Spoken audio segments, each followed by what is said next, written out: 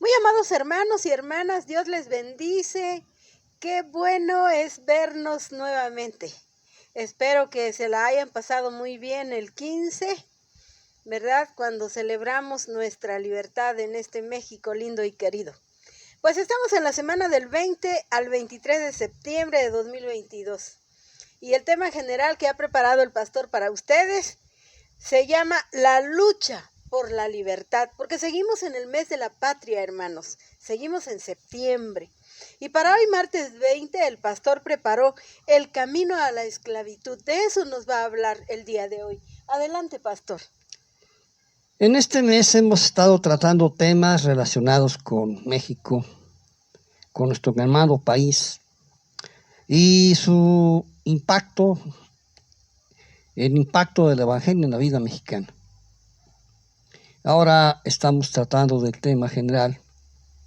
Este tema general nos lleva a pensar qué es exactamente lo que ocurrió en la independencia y qué tiene que ver eso con nuestra vida espiritual. En realidad, la colonia, de esa época, desde la conquista de Hernán Cortés hasta que se consuma la independencia, esas tierras que se llamaron Nueva España y que fueron una colonia de España, fueron tierras en las que se careció de libertad. No solamente de libertad física, porque era la constante, sino también de libertad espiritual. No obstante, es paradójico que temprano en el siglo XVIII, ya faltando poco más de 100 años para que México se emancipara de España, empieza a haber una corriente de pensamiento, sobre todo entre las personas nacidas aquí, en el sentido de que no era muy benéfico para el pueblo de estas tierras ser colonia de España. Es paradójico porque fueron precisamente los jesuitas los que empezaron a difundir estas ideas. La verdad es que recibieron el impacto del pensamiento liberal que generó la Revolución Francesa. Es interesante cómo las leyes francesas, hechas para exterminar el protestantismo francés, entre otras medidas que en otra ocasión platicaremos, dictaminaba que un niño huérfano que fuera de hogar protestante debía ser adoptado por una familia católica que lo adoctrinara para que abrazara esa religión. Un niño así cayó en el hogar de una viuda rica que lo adoptó, y el niño resultó singularmente inteligente. Fue obligado a bautizarse, a hacer su primera comunión, a ser un católico practicante. Cuando el jovencito creció, se emancipó y fue un notable escritor, regresó a la iglesia de sus padres. Una vez más se hizo hugonote. Y entre sus obras destaca una obra que impacta a la Nueva España, sin él siquiera conocer estas tierras. Pero impactó primero a la Compañía de Jesús. Esta obra se llamó El Contrato Social. Y las ideas básicas que impactaron a la Compañía de Jesús fue la idea de que la soberanía no radica en el monarca, sino en el pueblo. Y el pueblo es el que deposita su soberanía en alguna forma de gobierno para que garantice su seguridad. La seguridad de su propiedad, de su patrimonio, de su integridad física.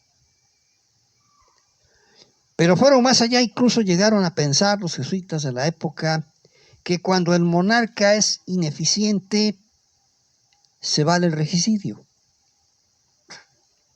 Esto verdaderamente espantó a todos los monárquicos europeos, pero los monarcas españoles sí fueron drásticos y expulsaron a los jesuitas de sus dominios.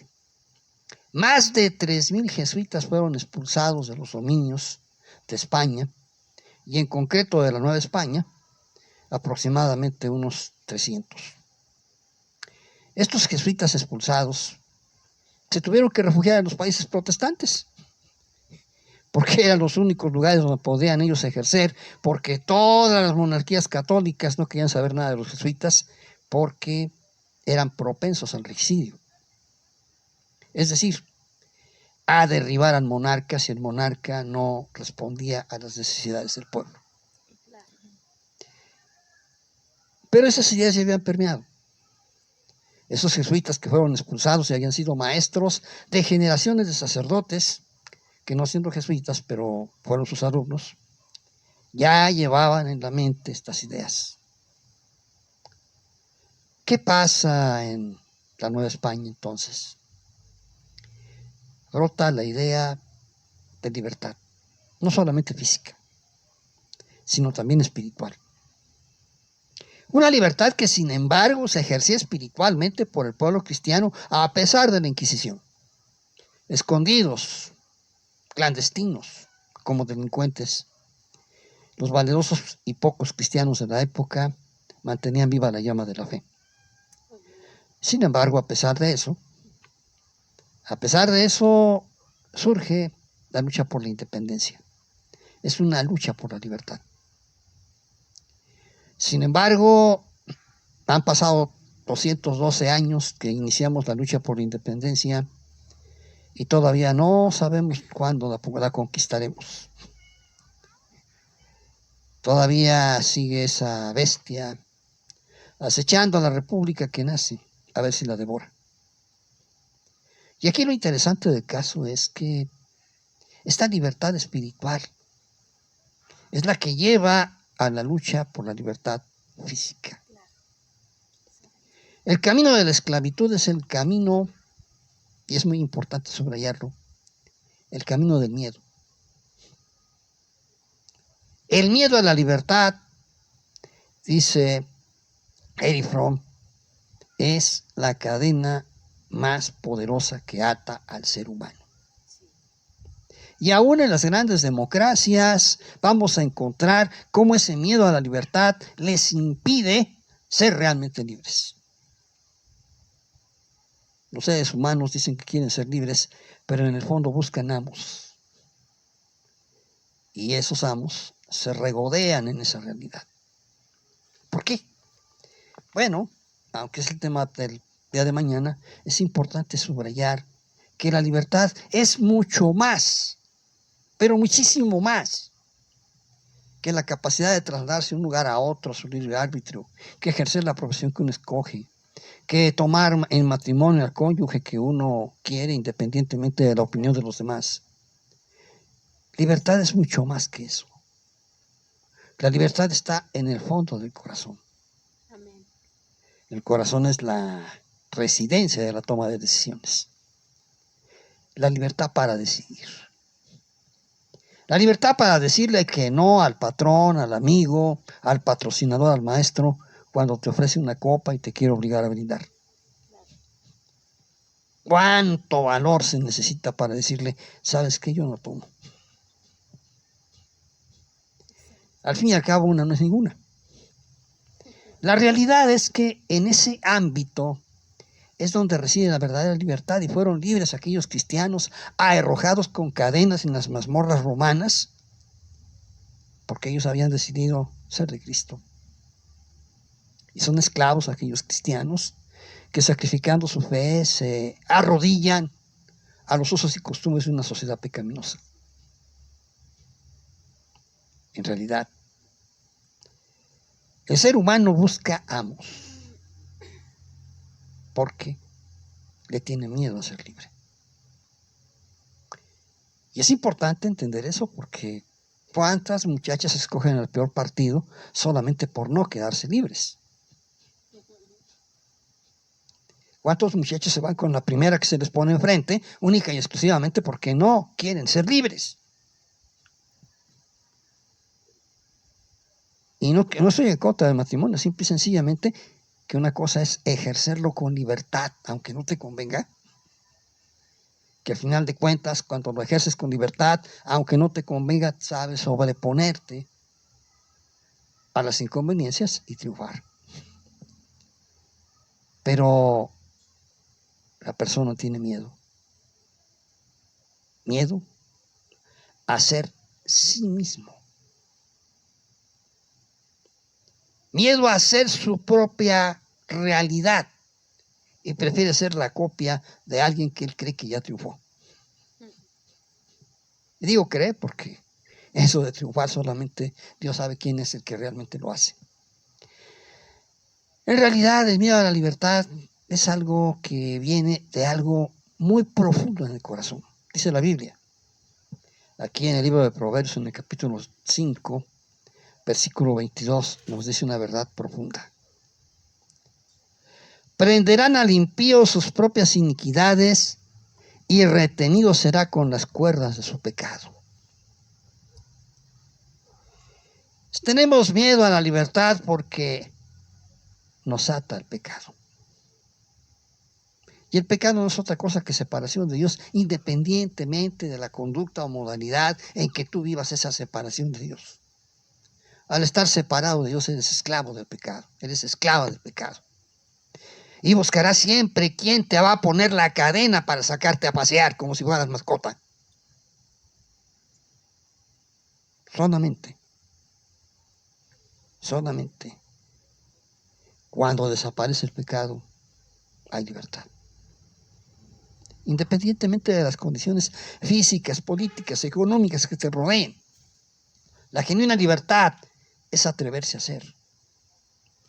Si Eva hubiera sido libre, si Eva no le hubiera tenido miedo a su libertad, le hubiera dicho a la viborita, no. Pero tuvo miedo a ser libre y dejó que la encadenaran. ¿Y tú? ¿Qué cadena andas estrenando? ¿Te gustan las cadenas? Pobre. El ser humano no nació para vivir en cadenas. Amén. Y hoy es el momento en que tú rompas tus cadenas. Bueno, tú no. Permitas que Cristo rompa tus cadenas. Oramos. Amantísimo Padre Celestial, en el nombre de Jesús, seguimos alabando tu nombre, Padre. Seguimos dándote gracias, Señor, porque nos llamas a la reflexión en este día, a que somos libres, Padre, porque tú nos has llamado a ser libres. Gracias, Dios, porque llegas a nuestro corazón y nos sacas de las tinieblas para vivir en tu luz. Y con esa luz, Señor, que alumbra nuestra conciencia, podamos tomar buenas decisiones.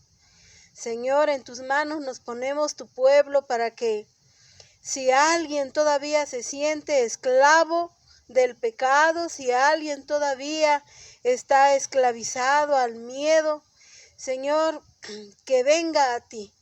Porque como acaba de decir el pastor, tú eres el único que rompe las cadenas. Y no hay peor mal para una persona que estar encadenado a un vicio, encadenado al pasado doloroso, encadenado a la pobreza espiritual, encadenado al odio, al rencor. Padre Celestial, gracias porque tú has venido para liberarnos, para darnos, Señor, libertad en tu nombre. Y con esa libertad, Señor, tener paz en nuestro corazón y ser, pues, relativamente felices como se puede ser en esta tierra. Señor, gracias, gracias, Padre, porque un día hablaste a nuestro corazón y te dijimos, sí, queremos estar contigo. Hoy te pedimos que toques los corazones, Señor, que hasta ahorita no se han decidido a estar contigo, para que sean liberados, Padre, para que la libertad, Señor, que a la que tú les llamas, les haga felices. Bendice a tu pueblo, Señor. Bendice a cada uno de las familias, Padre, que conforman tu rebaño en esta tierra. Y suplicamos, Espíritu Santo, que hagas la obra en aquellos que todavía están esclavizados, que todavía viven en el dolor, en la tristeza, en la carencia, en la desesperanza. Cuando tú, Señor, tienes para ellos grandes victorias. Gracias, Señor, gracias, porque hoy reconocemos que solo en ti somos libres y que ya no hay ataduras de ninguna especie en nuestra vida, porque nuestra vida está escondida en tu corazón. Gracias, Padre, por esa salvación que nos has dado. En el nombre precioso de Jesús y en el Espíritu Santo te agradecemos. Amén. Pues damos gracias a Dios, hermanos, por este tema tan hermoso que se trató de la libertad. Y sí es cierto, fíjense que es terrible que todavía conociendo al Señor, pues hay personas atadas al rencor, al odio, todavía se deprimen, todavía tienen muchas cosas en su corazón. Pero Dios ha venido para darnos paz, para darnos libertad. Así es que gracias a Dios por este tema y hermanos y hermanas, compartan este tema con otras personas y si Dios lo permite, nos vemos mañana.